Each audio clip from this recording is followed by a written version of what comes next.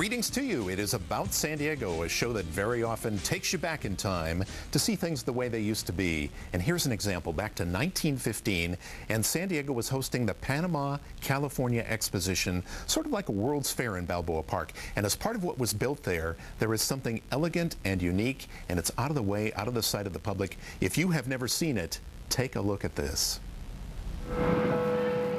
In Balboa Park, you want to see something right across from the California Tower and the Museum of Man. Very few people know that it exists. Story goes back to this man named Bertram Goodhue, consulting architect on a lot of the exposition buildings in the park.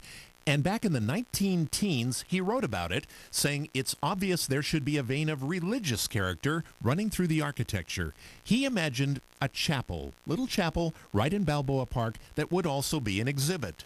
And so he designed it, and it was built, and now, closing in on a century later, it hardly gets noticed. It's wonderful. It's beautiful. People love it when they see it.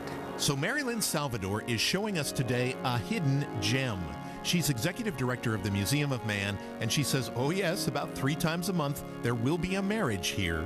We have wonderful weddings here, and one of my favorite parts of my job is to be here when they're having weddings. But for security reasons, generally, it's closed up. You call the Museum of Man, they'll open it, but ordinarily, it's unseen and unappreciated, and that's kind of a shame.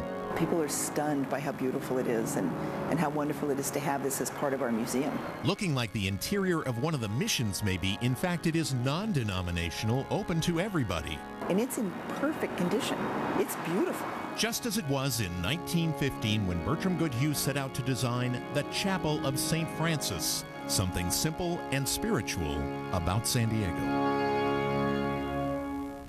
You know, in talking with Dr. Salvador, I said, do you really mean that if somebody comes by the Museum of Man and wants to see the chapel, they can? And she said, yes, we like to show it off. They need to keep the door locked because it is also access to part of the exhibit storage area, but they're very proud of it, and justifiably so. By the way, you might know that the Navy had a large presence in the park during World War II, and that particular location was used as a Navy chapel back then.